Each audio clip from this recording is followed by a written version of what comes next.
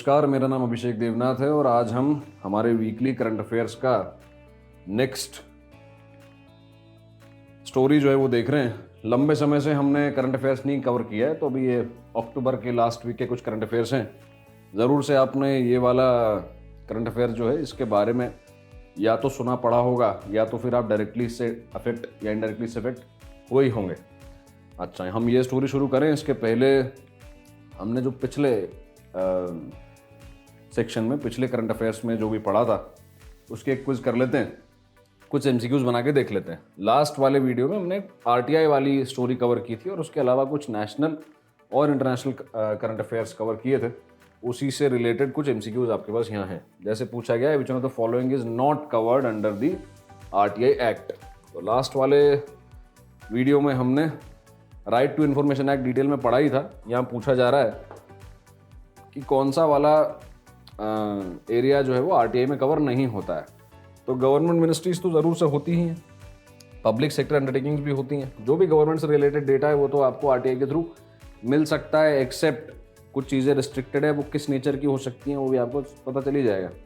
NGO जो कि government fund करती है, प्राइवेट एनजीओज का नहीं मिल सकता है, पर गवर्नमेंट फंडेड का तो मिल सकता है।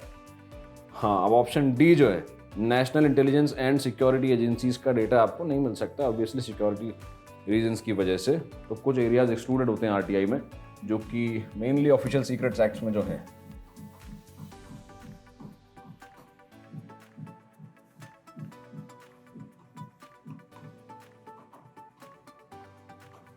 ठीक है, और देखते हैं आगे। पूछा है which authority is responsible for appointing the chief information commissioner of the central information commission. तो दो तरीके की होती हैं, हर स्टेट में भी इंफॉर्मेशन कमीशन होती है और एक यूनियन गवर्नमेंट की सेंट्रल इंफॉर्मेशन कमीशन भी होती है। तो उनके चीफ्स और बाकी इंफॉर्मेशन कमिश्नर्स को कौन अपॉइंट करता है ये पूछा गया है। तो यूनियन कैबिनेट नहीं करता है, सुप्रीम कोर्ट तो डेफिनेटली नहीं करता है, प्राइम मिनिस्टर प्रेसिडेंट में से कोई बचता है। जनरली सारे के सारे यूनियन गवर्नमेंट के ज़रूरी पोजीशंस जो हैं, ज़रूरी ऑफिस जो हैं, उनकी अपॉइंटमेंट प्रेसिडेंट के थ्रू ही होती है। खुद प्राइम मिनिस्टर की अपॉइंटमेंट भी प्रेसिडेंट के थ्रू ही होती है। सारे यूनियन कैबिनेट मिनिस्टर्स की अपॉइंटमेंट भी प्रेसिडेंट के थ्रू होती है।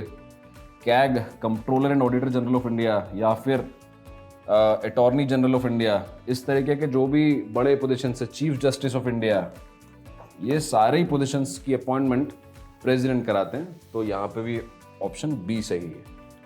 आगे बढ़ते हैं। पूछा गया है which one of the following is the most common application of optical fibre.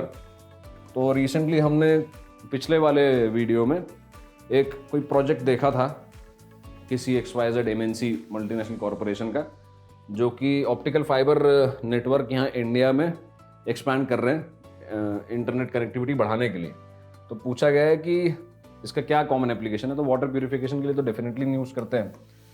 Communication मैंने जैसे आपको बताया ही कि इंटरनेट, मेनली इंटरनेट जो है आज की तारीख में वो ऑप्टिकल फाइबर केबल्स के थ्रू ही चलता है। एक नेटवर्क होता है पूरी दुनिया में केबल्स का।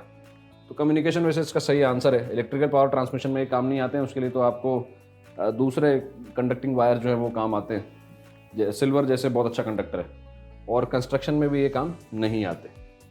फिर नेक्स्ट पूछा गया है विच companies behind project water worth. यही वो प्रोजेक्ट है जो करंट अफेयर्स में था लास्ट टाइम, जिसकी वजह से हमने ऑप्टिकल फाइबर पढ़ा था। पूछा गया है कि किस कॉरपोरेशन ने इस प्रोजेक्ट को चालू किया है।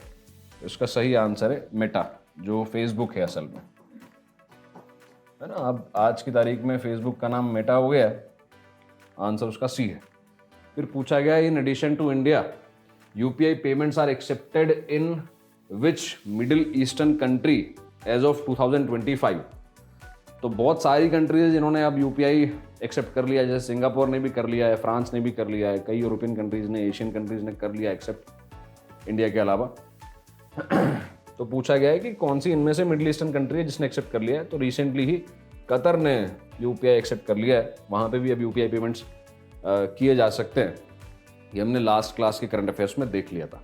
अब हम आज की न्यूज़ पे आ जाते हैं, जो कि है अमेज़ॉन वेब सर्विस का रिसेंटली जो फेलियर हुआ था, जिसकी वजह से बहुत ज़रूरी सर्विसेज जैसे कि जो हम रोज़ ही चलाते हैं, व्हाट्सएप हो गया या इंस्टाग्राम हो गया, रेडिट हो गया, ज़रूरी सोशल मीडिया प्लेटफॉर्म्स, या फिर जो चैट जीपीटी या परप्लेक्सिटी के तरीके के जो हम आर्टिफिशियल इंटेलिजेंस जो रोज़ ही यूज़ करते हैं हम, इस तरीके की सर्विसेज, कुछ बैंकिंग सर्विसेज हो सकती हैं, इस तरीके की कई सारी एसेंशियल सर्विसेज रुक गई थी कुछ घंटों के लिए, क्योंकि ये अमेज़ॉन वेब सर्विसेज का क्लाउड जो है वो कुछ समय कुछ ग्लिच आ गया था उसमें, उसके फेलियर की वजह से।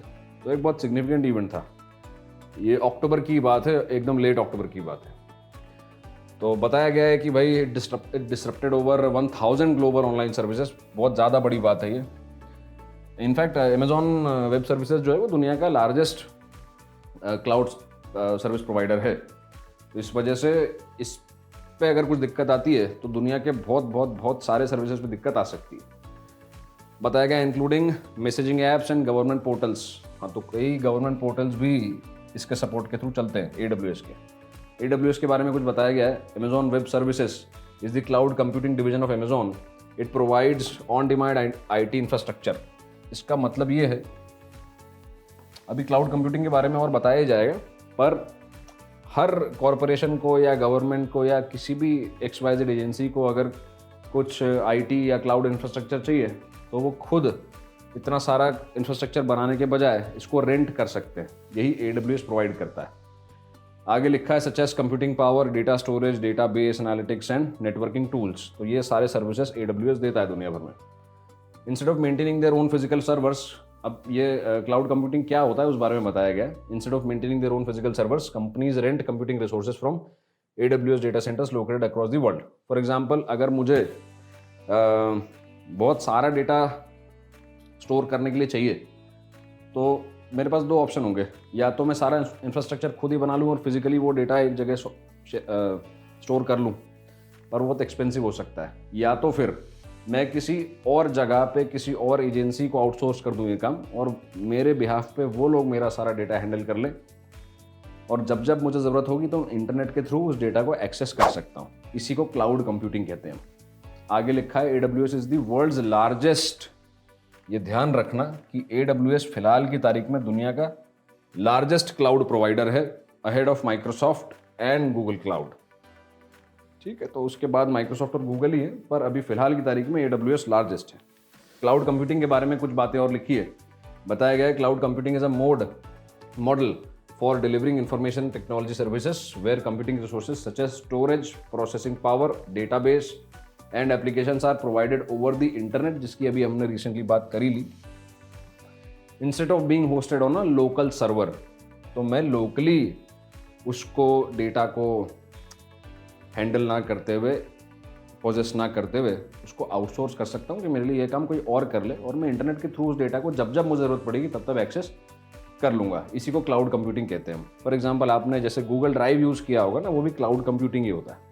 ठीक है, आगे बताया गया users can access these resources on demand without owning और मैनेजिंग द फिजिकल इंफ्रास्ट्रक्चर। तो फिजिकली आपको इंफ्रास्ट्रक्चर ओन करने की जरूरत नहीं है, वो कोई और कर सकता है। फॉर एग्जांपल, अगर मैं यहाँ गूगल ड्राइव यूज़ कर रहा हूँ तो उसका जो भी इंफ्रास्ट्रक्चर होगा फिजिकल, वो US में मौजूद है ना, मैं इंटरनेट के थ्रू वहाँ से उसको एक्सेस कर सकता हूँ। ठीक है भाई, तो ये वाली स्टोरी जो है वो बहुत ज़्यादा काम की थी, जो रिसेंटली करंट अफेयर्स में थी हमारे AWS वाली। इससे रिलेटेड अगर आपको कुछ और देखना हो तो आप क्लाउड कंप्यूटिंग के बारे में थोड़ा सा और पता कर सकते हैं। हम अब आगे देख लेते हैं, कुछ नेशनल अफेयर्स की हेडिंग्स हैं वो देख लेते हैं। तो एक इम्पॉर्टेंट बात यह है कि अभी रिसेंटली इंडिया की FDI जो है वो गिर गई है। अब यहाँ पे कितनी गिरी है, क्यों गिरी है, से बहुत लेना देना नहीं है। अगर आपको ये भी पता है कि फॉरेन डायरेक्ट इन्वेस्टमेंट क्या होता है तो भी काम बन जाएगा।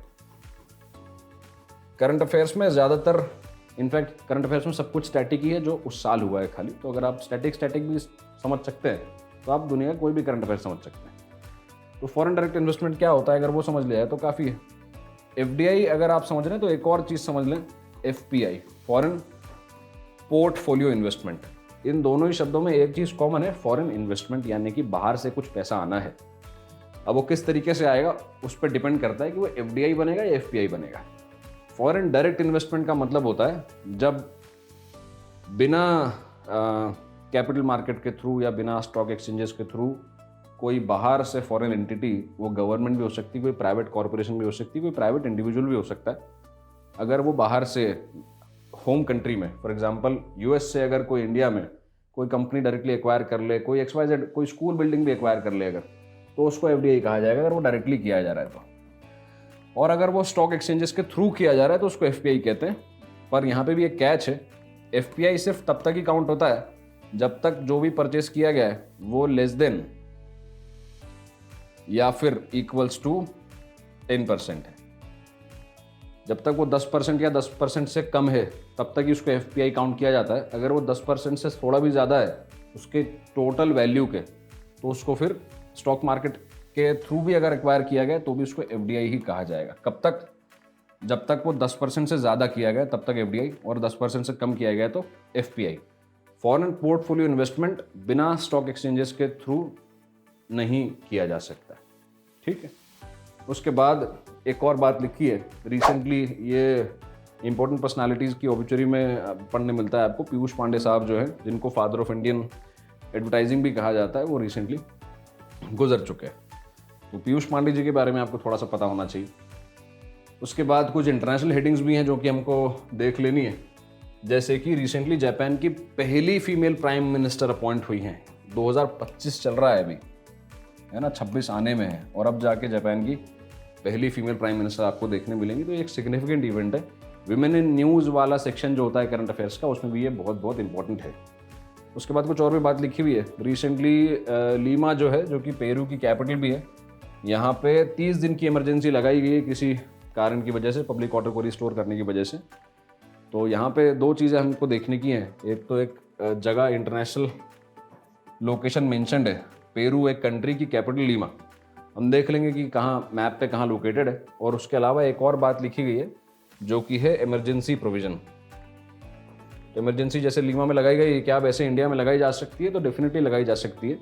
गवर्नमेंट ऑफ इंडिया के पास कॉन्स्टिट्यूशनली पावर होती है, सेंट्रल गवर्नमेंट के पास, कि वो 3 तरीके की इमरजेंसी लगा सकते हैं। एक होता है नेशनल इमरजेंसी, एक स्टेट इमरजेंसी होता है, पर उसको स्टेट इमरजेंसी ना कहते हुए प्रेसिडेंट्स रूल कहा जाता है, जो कि स्टेट्स में लगाया जा सकता है, इंडिविजुअल स्टेट्स में। जनरली नॉर्थ ईस्टर्न स्टेट्स में आपको मल्टीपल टाइम्स प्रेसिडेंट रूल लगा हुआ दिखेगा ही। ठीक है।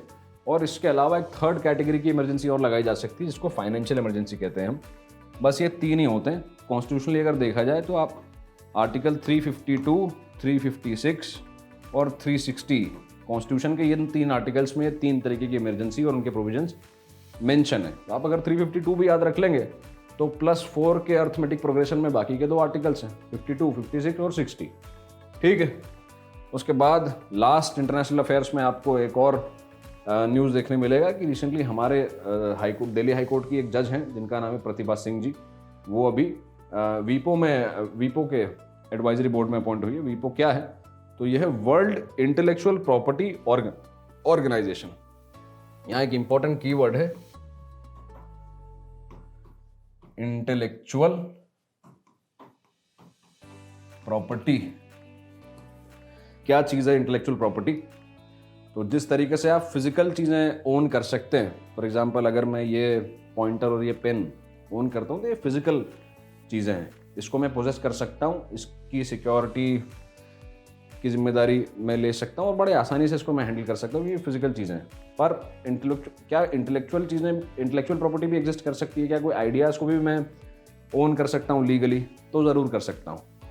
ये इसीलिए ताकि अगर कोई इंसान कोई नया इन्वेंशन करता है या कोई आर्टिस्टिक चीज़ क्रिएट करता है, प्रोड्यूस करता है, तो उससे आसानी से चुराई ना जा सके। इसीलिए खासकर फार्मास्यूटिकल इंडस्ट्री जो है वहाँ पे ये बहुत काम आता है, क्योंकि वैक्सीन्स को बनने में, कुछ सर्टेन ड्रग्स को बनने में कई डेकेड्स भी लग जाते हैं कई बार, और कई $बिलियन लग जाते हैं।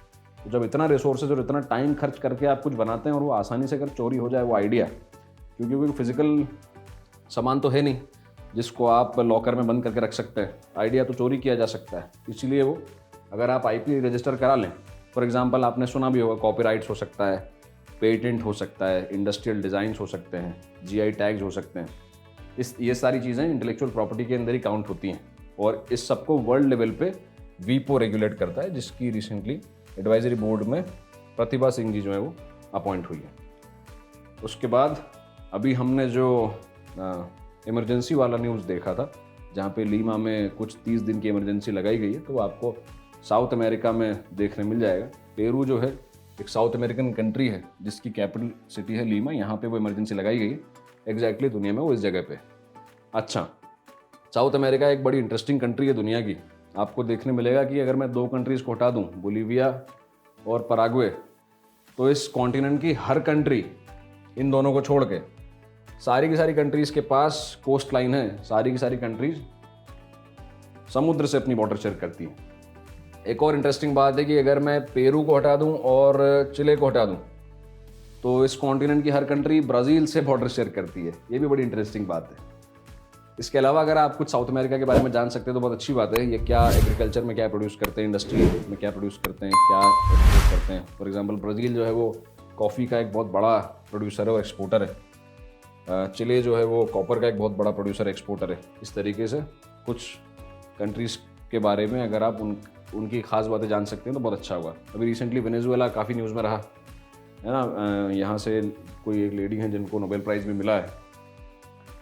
तो एक बार मोटा मोटा देख लीजिएगा कि साउथ अमेरिका, जो भी आप XYZ जगह के बारे में करंट अफेयर्स में पढ़ते हैं, उसकी ज्योग्राफी और उसकी इकोनॉमी के बारे में उनको एक ठीक अंडरस्टैंडिंग होनी चाहिए।